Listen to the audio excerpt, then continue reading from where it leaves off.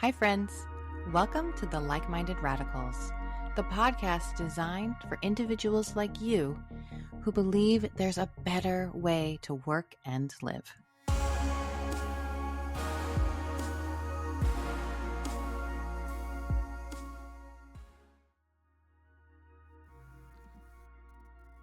Hi, friends.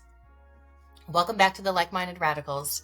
Today, we're going to meet Chris Miran, a leader at the forefront of transforming the future of work.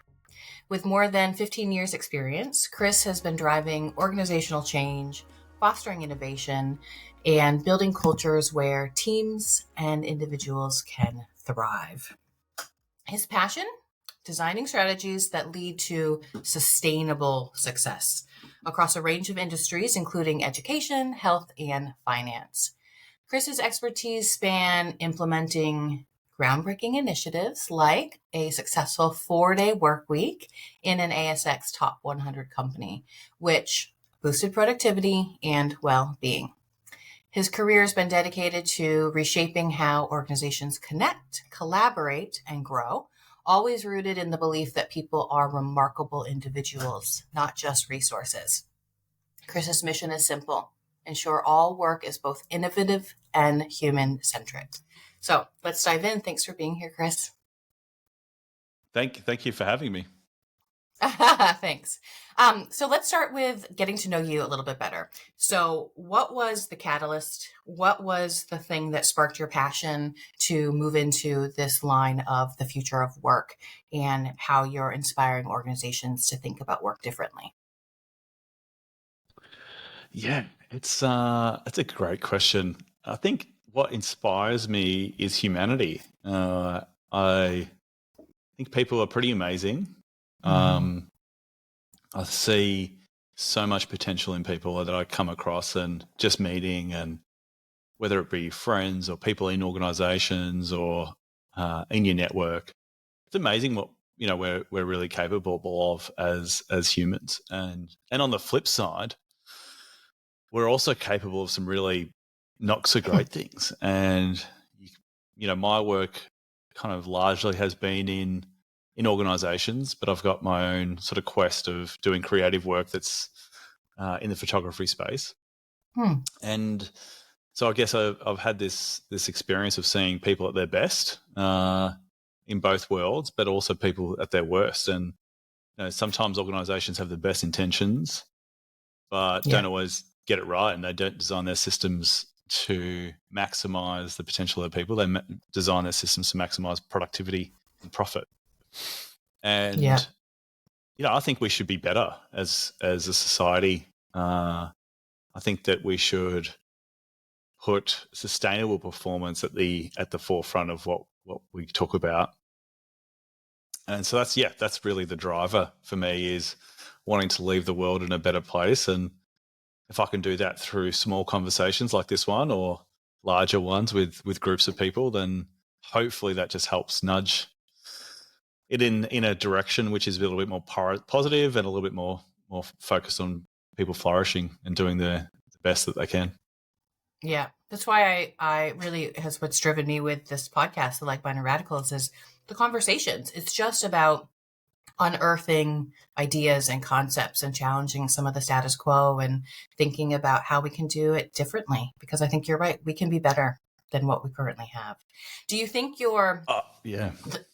the spark or the passion, was that a pre-COVID thing that was building? Was it something that really picked up steam post-COVID? That was my experience. But what was your experience as far as timeline goes? And I think it's hard to kind of pinpoint an event or a moment in time. It's always been an innate thing. Since I was young, I can remember, growing up in a Middle Eastern culture. My parents had very fixed ideas about what success would look like for me, and it was either be a doctor or a lawyer or a business type person.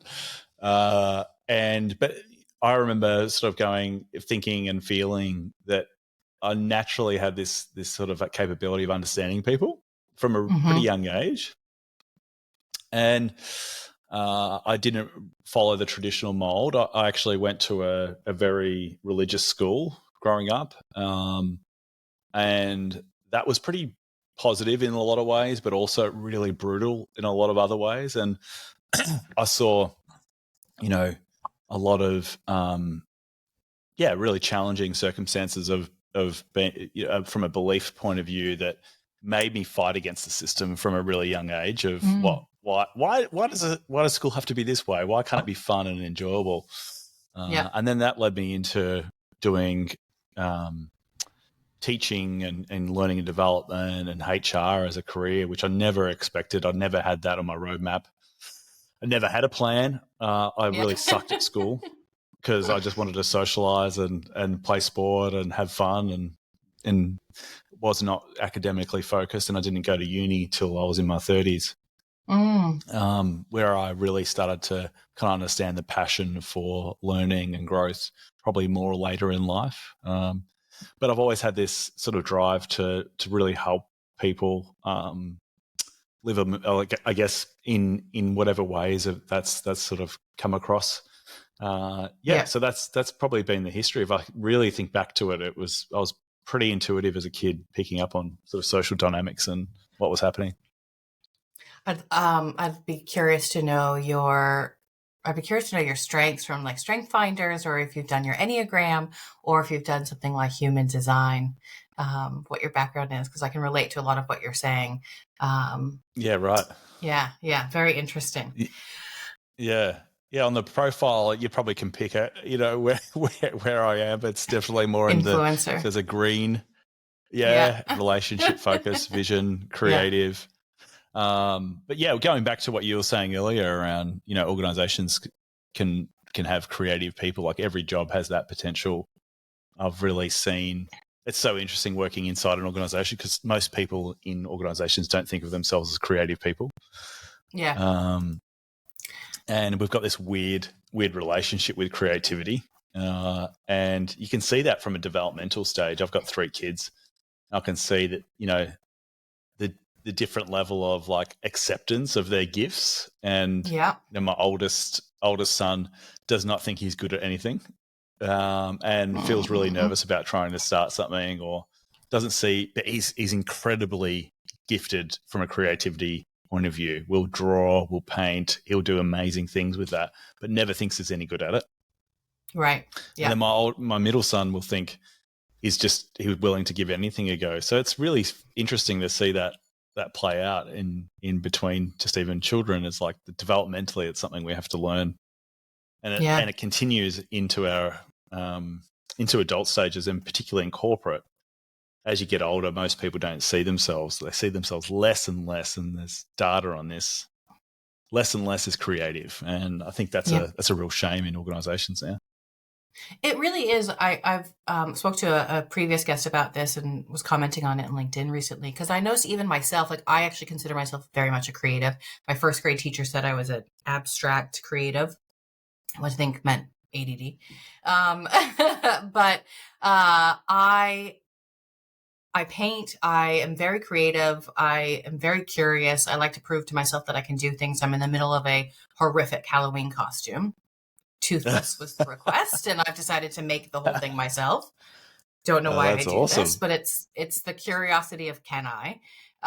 But we shy away from our creativity in that corporate environment, and a large part of that is it's not celebrated in schools. It's not recognized, right?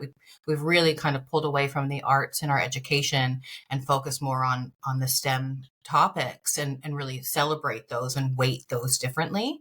But I also realized that I think a big part of the lack for me was that it felt really vulnerable to be uber creative at work, because that is so ingrained in who I am that would really be sharing a lot. And I think that that's something that corporates need to recognize and realize. And then the other side of that too is, as you said, like clearly there are innate gifts that we are all born with. And oftentimes we don't know what those are, and we cannot articulate those well. And so when you talk about unlocking human potential, so I'm curious, how do you think that happens, especially in a corporate environment? Because I've got some ideas on that, but I'm curious to know what you think. It was interesting. The other day I was at the shops at Woolies, at Woolworths, And I know you've got global listeners, so that's just like a big grocery store. And I was at the self-service checkout, and which I hate.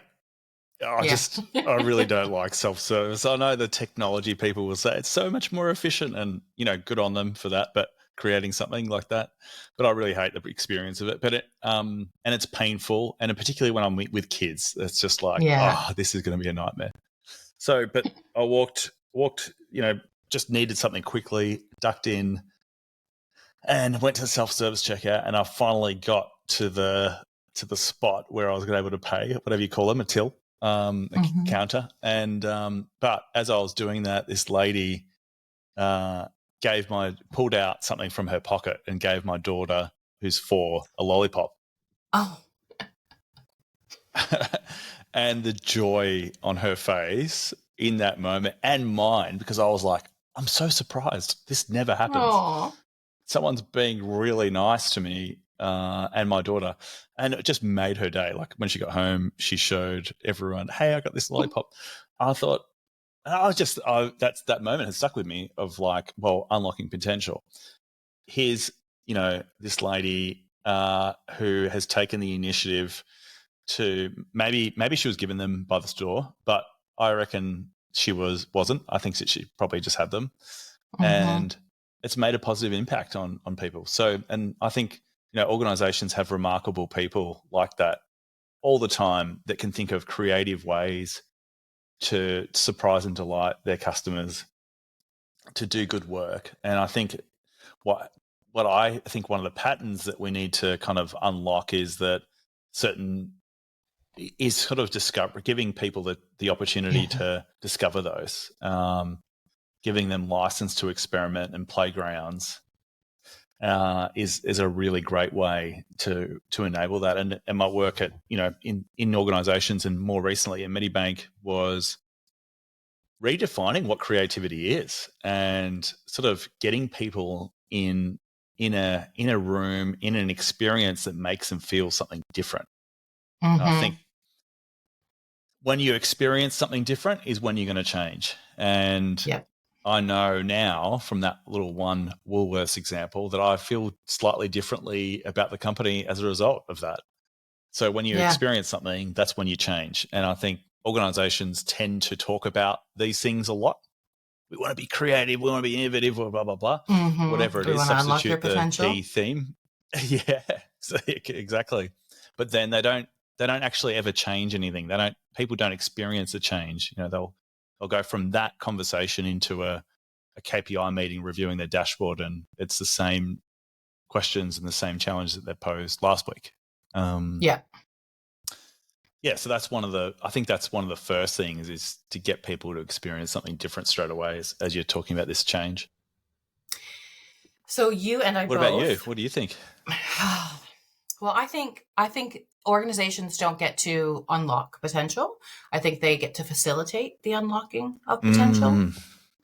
So we as individuals have to do it. There's a lot of inner work to figure out what you're good at, and then to learn how to articulate that. But I think that through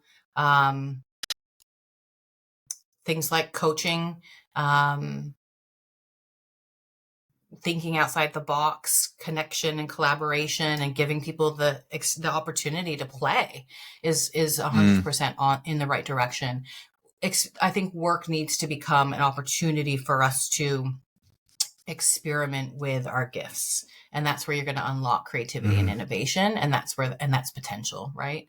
I also have recently come across a new modality, which I will be talking a little bit more about later, which is the first thing I've ever come across that actually helps, I feel like, meets the criteria of unlocking, because it's a mental shift. But I won't go into detail on that today. But I do think that it's the facilitation. And I think you're right. That idea of opportunities of experimentation and play. And so you and I both rolled out 4-day work weeks at our previous organizations. And I very much led mine as an experiment with a logic model and pre-assessments, post-assessments. But I'm really curious to hear about what your experiment was like, and what did you learn through rolling that out? What kind of surprises came out? And how did you? What are some of the key indicators or flags that it was an experiment for the people going through it? Nice. Yeah, I'd love to hear about yours too, and swap some notes with you Yeah. about that experience. Yeah, I think so. The experience of putting that together was challenging, because I loved what you said earlier, actually, around facilitating rather than forcing co-design. Yeah. That was a key part of the experiment that we ran at 4 Day Work Week. Was getting our teams to really own and drive the challenge, setting up some clear boundaries of what the experiment was, what it would involve. And I can go into a little bit more detail about the nuts and bolts of some of those things. But once you've got a boundary, you can then really create that space for people to play in and to experiment. And so for us, it looked like initially setting up and working with the exec team to really define, all right, here's my hypothesis. Here's what I want to test out. Mm-hmm. And starting small enough that it felt safe. We Yeah. were kind of nearly 4,000 people. So you're not talking about implementing something as wild as a 4-day work week and letting that go straight away, because that will just cause chaos and confusion. And I think just doesn't, you won't get the cut through for a change like that at that Yeah. scale. But what I've found through experimentation is when you say, well, could we try in a small group of people with these types of roles, and almost like what would be the risks that you would be really worried about, and front loading those sort of questions really up front. Yeah. But to get to do that work, to do the 4-day work week experiment, it was a 12 to 18 month journey. We had really this idea of, part of my role was driving their cultural program, which included a number of different things. But we started with, as you said, co-facilitating. What do you want from the future of work? And what if work didn't feel like work was our leading question. And we started again as an experiment. We said, we want to pull a few people into these workshops to design that. We got permission initially to do 4 of those workshops, and then that turned into 18 nationally that Wow. we did. And again, it was an experiment to start with. Yeah. But once people felt something different in those workshops, they saw the energy. We had people dancing, crying, and holding them in that possibility. Yeah. That then set us up to have a conversation about, well, we've just talked about doing this innovative thing. How would we now get to that place, and what would that look like based on all the data that we captured, all this amazing data from people on what they wanted, and could use that then to really drive a substantial change like that. I Yeah. don't think I would have got it across the line had I not had that initial change system and support. It's funny because I consider myself a very intuitive person. So as you were explaining your journey and you talked about you have this kind of intuition and that led you into the path of HR, I would say the same thing about myself. I know people. I just get them, right? And I felt Yeah. very called to HR. I was a political science uh, background, but HR is very difficult because we know things and we have these hypotheses, but to test them, that's the problem, because we have to test them to get the data to be able to sell Yeah. the story, because we can try and sell the story and we can have different levels of success with that, but it's the data that really solidifies that. And so that's why, to me, the power of experimentation is so important, because it allows us to be able to test some of these hypotheses, kind of prove our intuition. What kind of things came out of the experience then for your people that maybe surprised you that you hadn't anticipated? Can I come back to that question? I just want to add something to what you just said Yeah. there, Yeah. which I love what you said around having that data is super important. And also having you there was super important for that to happen, right? Like, I think we underestimate the role and doing this work sometimes of how our magnetism, how our creativity, how our curiosity leads us through these things. And Yeah. I think it's the data plus you that made that successful in that experience, and I think we can't underestimate, like, data won't ever move people, but a story and something that makes that data come to life is what connects people to it. Yeah. With any change. So yeah, would you agree? Sorry, I didn't mean to cut you off there. I totally agree.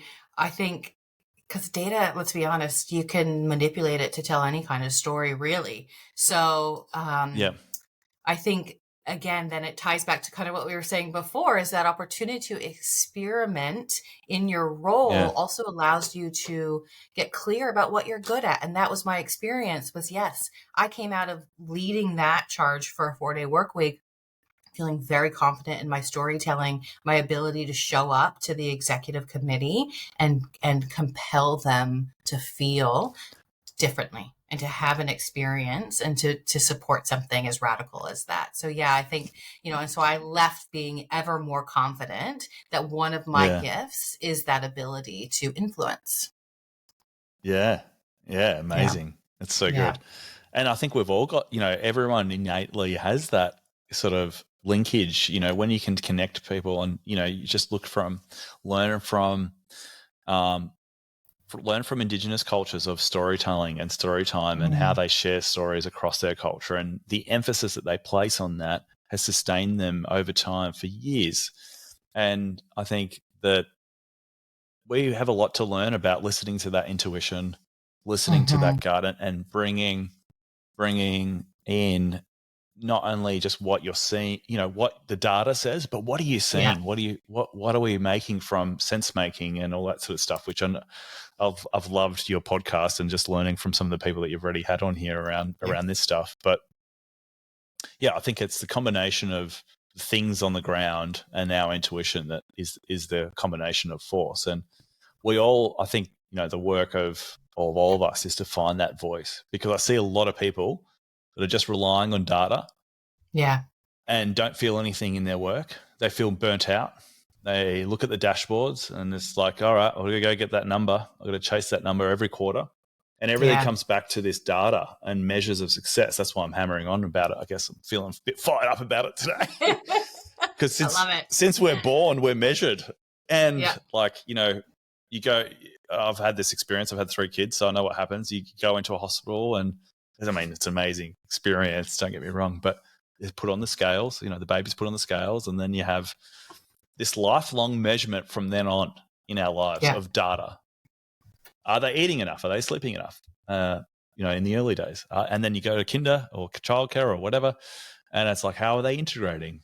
It goes through school. And then eventually we get into the corporate life and we've just been measured and with all this data, and we lose that intuition. So I'm particularly passionate about this topic at the moment. Well, I love it too, because I think what gets measured gets done, right? So the problem that we're facing is that I think, and you might agree, we're measuring the wrong things. And so to me, this is, again, coming back to the 4-day work week, or just it's the future of work, is what are we measuring going forward? I think that's what we need to be looking at. And how do we articulate the outcomes we're driving to? Because that's, it's the how of the working.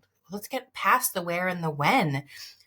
Work has changed so drastically. You cannot grade me on my productivity by how many widgets I'm completing, because that's not we're not in the Industrial Revolution anymore. We have moved on, and work is so complicated, but we've never gotten very good about how we measure it. So we pay based on hours, right? Even when we're doing reducing hours, we're still thinking about work in terms of the time it takes to do, and not actually in how much progress we're making towards the impacts we're trying to make and the outcomes we're trying to achieve, because we don't know how to articulate those outcomes. So, and our boss doesn't. So unless you're in a sales role where it's very cut and dry, I feel like that is a huge piece of the future of work that, to me, is what really needs to be addressing. And then you add the layer of complexity of AI. Now we need to be thinking, okay, what work should a bot be doing, and what work should a human be doing? Because I am way more creative and innovative and intuitive than a bot. 100%.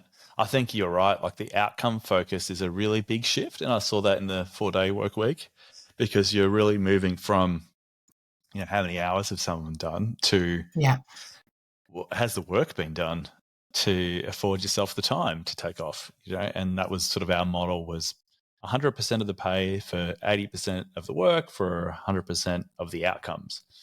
And just shifting that last bit is a big sort of jump for leaders to go, oh yeah, I don't really need to worry about the time. I need to worry about the outcomes, and you need to have a different conversation around that. And I think because you could work 6 days a week, right? Like you could work 6 days a week and still not achieve the outcome. It's always there. Yeah. And there's people inside organizations that are kind of burning out that they're doing that, and they're not getting the cut through. There's too many things that they're trying to do and not enough on an outcome. So I think that outcome focus, you've hit the nail on the head for me on that one. I think that's a really big shift. Yeah. How do we talk to leaders about that? What's some advice you might give on a leader who's listening and thinking, okay, I need to be doing things a little bit differently? Yeah, I think the first thing is asking your people, where are those opportunities to be doing through things differently? They're going to have so many ideas. They're going to have just like a wealth of information and insight around that. And I remember in some of the operational teams where we did the 4-day work week one, it was giving them the challenge of like, all right, if we were to get down to 4 days, how would you do it? And they had so many ideas. So I think that's the first thing, is you don't have to have the answers. You got to get the people around the room to have the answers. And that would be the first thing. And then the second thing would be like, what's your risk factor? How can you set up an experiment that de-risks the things that you're really worried about? In this case, it was, well, we can't have, if we start to see any impact on our customers, we're going to stop the experiment, and so that was a safety net for leaders. It's like, okay, I know if it gets to this level, I'm going to have an out clause here, and we set that expectation up with our people. And yeah, people just are totally fine with that. That there's not going to be no surprises for them around those sorts of things. They're really able to handle that really well. So there'll be a couple of things that come to mind.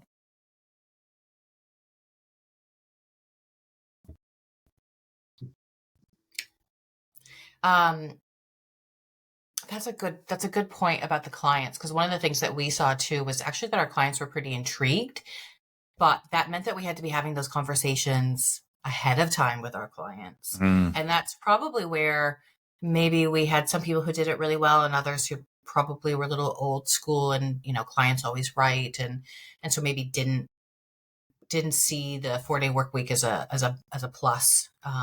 And so we're hesitant to share that. But I think, clients were intrigued.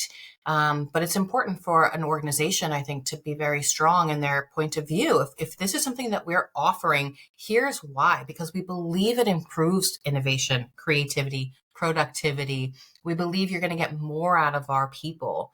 And we're going to have better outcomes for you as the client. And so this is how we treat our people. And therefore, we kind of expect you to treat them the same. That was my experience. Yeah, beautiful. I love that. Did you guys get any pushback from clients who were like, oh, well, we need people 5 days a week? Yeah, in the B2B side, we didn't actually. It was really interesting for corporate partners. We found that they were really receptive and really curious. Predominantly that client group was sort of HR people who are interested in this sort of work. And so they were, it created a different conversation with them. They all of a sudden saw us as a really innovative, bold organization that they wanted to partner with, and were being asked to come and speak on panels and talk to their teams. And so I created a much different conversation and a value add one on the B2B side. On the B2C, there was some on the pushback, from maybe skeptical customers on like, how are you going to maintain our service? And what does this mean about when I've flown up, and are you still going to be available, and all those sorts of things? And which absolutely was the case. There was way that it was structured to sort of to make sure that didn't happen. But a majority, it was a positive response, and people are curious about this. Like 4-day work week isn't necessarily something new. It's, as you'd probably know, it's been trialed since the 70s. Yeah. But it still feels new. It still feels like if you've done it, you're on the cutting edge of a workplace practice, even though it's been happening for such a long time. So there's naturally going to be some skepticism, not only in your workforce as well, I think, is you've just got to work that out. It's okay. Like, I think I'm sure you found the same, Kendra. Like, you've just got to not let those voices overwash you, when you're making change like this. Yeah. Because you're going to get skeptics in everything that you do. Any positive change for humanity is going to have there's going to be a skeptic there, despite however good it is. People are still going to. So, like, which voices are you really listening to? And I think voice of your customer is super important. Don't get me wrong. That's like number one, right? But you've got to create the boundaries in an organization where you still can try things and try and do things differently, and not be deterred by a small percentage of kind of people that might be resisting. Yeah. I heard any sort of change. We definitely heard things like, oh, my team's not going to be available. The work's going to suffer. A lot of concern from kind of mid-level managers. But then on the flip side, I was hearing from employees saying, this changed my life. Like this impacted in a positive way my marriage. I'm able to volunteer for my child's sports team. And to me, I think that it was the ripple effects of it. Because the thing that we really tried to sell our leadership on was, the idea that we do all need to step away from work. And so this really actually made people really much more focused on how many hours they were working and going, oh, I've actually been doing 60 hours. Like, that's not really what my contract says, right? Even if I'm salaried, like, I should be able to do my job in 40 to 50, maybe, hopefully 40 or 32. Yep. But it really made them cognizant of how they were spending their time and how they were not untethering themselves from their work. They were taking it home. They're letting it drag into these hours. And so there became a better boundary setting, and therefore more quality time in their life. And I think, and to me, that was what the goal was, right? Was to just really make sure that when we're at work and we're giving our best. But when we're not at work, we can be in our lives and not worried about what's going on with work, not checking in, not tied to our phones and our emails because we have access to it, but saying, nope, this is my, I'm untethering myself and focused on my life. Because if I'm feeling really revived and refreshed by my life, then when I show up on Monday, I'm really excited to get my work done as well. Oh, I love that. Oh, if you're feeling refreshed from your life, you're going to feel refreshed for your work. Oh, that's so good. Oh, it's so true. I mean, this is a conversation about living better lives, which I just love that you're thinking about that. And I think, if you're, so much of it is really, it's not even about the 4-day work week. It's just about how do we give gift of time to people. If you're doing 60 hours a week, that's, I mean, I've been in there as well. It sucks. I mean, yes, you might be loving your job. You might be loving the work, but I bet you haven't probably hung out with your friends for a while. You haven't probably prioritized your health. I don't know. I can imagine maybe there is. Maybe there's just super people out there that can do that. I'd love to learn from them if there is. But, I want to live a sustainable life. I don't want to just be the workhorse that just only ever worked. And I've heard about this great book that a nurse has written that worked in palliative care. I would love to know her name right now to make sure that I credit her for this wisdom. But she did this research and interviewed people as they were in the palliative care of like, what do they wish? And I think it's called the 5 regrets, something like that. I might quickly look that up. And the number one first regret was that they work too much. Yep. And so I think there's something in that wisdom from people that are approaching end of life for all of us to, like, all right, maybe this is not so much about work. This is getting that balance right, getting that. I think you've spoken about integration. I love that idea. Because, you're passionate about what you do, but you don't want it to be the only thing. The top 5 regrets of the dying. Bronnie Ware, Ware, a life transformed by the dearly departing. That's the one. Yeah. I mean, that's powerful. Like, we only get one turn at this lifetime, and I don't want it to be about the work. Like, I do want it to be about the work if the work is aligned to, my passions. And I don't think it necessarily always has to be purpose. I have a whole opinion about purpose, but I think if it's aligned to the opportunity for me to continue to experiment with the gifts that I was born with, the natural talents, the God-given gifts that I received, I want to put to use in the work. And I think one of the things you talk about I've seen in quite a bit of your communications is this idea about human connection and collaboration. And to me, that's how I would summarize the future of work. It is about the connection and the collaboration. And I think those are also aligned to purpose. I think purpose is about using your passion and your expertise in connection with others so that you can collaborate and help improve the experience for the collective. So why is connection so important?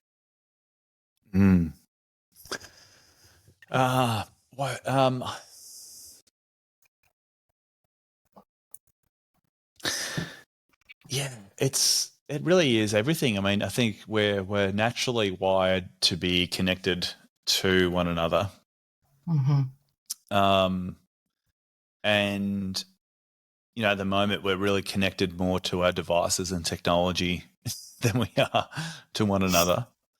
I think that in a workplace or in an organization, you naturally want to help others. Like, I know there's this study actually that I came across, and it was in Europe, and they had set up this situation where a toddler, maybe 2 or 3 years old, was in a room with a teacher, and the teacher's at the front of the room with a table, and the toddler's playing, and then a moment later the teacher drops a pen on the floor, and you watch this video and you see the toddler run over, pick up the pen and put it and give it back to the teacher, because the teacher's like reaching over the desk and trying to struggle, and the toddler comes over and picks it up and passes it to them.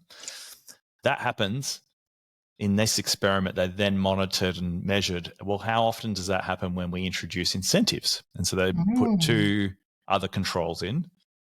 There's 3 groups, one with no praise and no reward. It's just the teacher naturally dropping the pen on the floor. The second group is they introduce praise. So they're like, yeah, thank you, or encouragement. I can't remember exactly how they define that, praise. And then the third one is like an incentive, a small gift or a lolly or something for the child. Out of those 3, which performs best? Which one would you say performs the best out of those 3? I think the first one. I think it's just wired in us. Right, 100%. Yeah. 80% of the time, the child picked it up without an incentive, without praise. So it shows developmentally that we have this innate gift. We have this innate connection to want to help others, and we're learning that from a very young age. Yeah. Interestingly, I also coach a kids basketball team, and that's one of the fun parts of my job that I love, or parts of my life that I enjoy most. And so at the same time, what tends to happen in sport, and I see this in my kids, is that teaching them So what they all naturally want to do is go after the ball. So, these are 8-year-olds and they're learning how to play in a team. But the habit and the pattern is Mm-hmm. I'm going to chase after that ball. I'm going to leave particularly on defense. I'm going to leave my player. I'm just going to chase after that ball. So you'll have 5 kids all staying at the ball, right? And running Mm-hmm. after that ball. So what's happening here? And naturally, we want to help others. But when you introduce a competition, naturally, developmentally, we have to learn not to follow the ball. Yeah. And so, in a competitive sense, workplaces are like the team, and the ball is the goal. And Mm-hmm. everyone wants to kind of, I still think in adults, this still happens. Yeah. You want to follow the ball, you want to win, you want to get the shot, you want to get that steal, whatever. So, naturally, we have to set up our systems and our workplaces where you're not teaching everyone just to follow the ball, that they're playing as a Yeah. team. And I think there's these two paradoxes that we've got in naturally. We want to help others, but we also do want to win. Yeah. So how do you design for that? Is it a really interesting, complex sort of thing? I immediately think the ball is promotions. Yeah. And I'm thinking, and it's like, God, like, and that's been that was one of my experiences is that, in HR specifically, there's only so many promotions every year. And so the intent is to collaborate. We should be sharing our knowledge with each other. We should be helping each other out. But at the end of the day, I'm competing against you for the promotion. We know there's only 2 spots. So, I think you're right. We're incentivized for the wrong things. And again, it's with um the conversation we were having before. We need to rethink how our systems are set up because of what's Mm. incentivized. And that's problematic when Mm. we think about the 4-day work week and how we're actually looking at the work that's done. It should not be measuring the tick box exercises that have no real value. We need to be looking at what work actually brings value and shifts the needle with that need, redefine what that needle might be potentially. Yep. Um, 100%. as we wrap things up, is there any piece of advice you'd give someone who is currently looking to challenge the old ways of working in their organization? Yeah, I think start asking your team, for their advice. I think one of the Mm-hmm. best ways you can build trust for this type of work is to ask for help Yeah. and solicit ideas and insight from other people and wisdom. Naturally, when you're starting to dig into this work, it can feel like you're a little bit on your own. So having community around you of those that are pushing you a little bit is, I think, really important in this work to challenge those traditional ways. And then I think where we just left off, actually, Kendra, I think is like beautiful in the sense of looking at your whole system. Mm. And okay, so how do promotions happen? How does rostering? How do we make time for our people? Like, what are those decisions? How do you, in each of those different elements, how do we invest in training and development or learning and Yeah. development? How do we promote people? All these sorts of questions are things happening in your system that are either pulling you up or bringing you down. Yeah. So getting some insight on which part of the system do you want to work on first, because it can feel a bit overwhelming when you're thinking about doing all this sort of big shifts. But if you can break it down, I'm just going to try and experiment about how we promote people, which is probably quite a bold one, or how we recruit, or how we invest in learning development, or how we meet. Even meetings can be more connected. Yeah. Don't have an agenda. What happens when you just build an agenda? Like we didn't have one today, and we've had this Yeah. amazing conversation that just is, and I think everyone tells you all the time about, hey, you have to have a meeting, but why can't you co-create a meeting together in a room to hear from all the voices? I think there's ideas about how you meet. It could be different. Yeah. So look at your system and look at where can you start in that system of things and ask your people. would be my advice. As you say, all jobs can be innovative and creative. So, as can all things, right? Meetings could be much Yeah, more innovative and creative. Where can people 100%. find you, Chris? So Where can you they can find connect or me reach out? I've got on Instagram a Thrive Nation Australia, and on LinkedIn, just search for my name and you can sign up to my newsletter, which I'm sending out. They're my two places. I'm starting a website, but that's not going yet. So yeah, that'll be the best places to start. Excellent. Thank you so much. This was fun. I think we could obviously keep talking, and hopefully we will offline. But yeah, I look forward to following along on the journey and fighting the fight with you. Yeah, me too. Thanks so much for having me on. Yeah, thanks, Chris. All right. Awesome.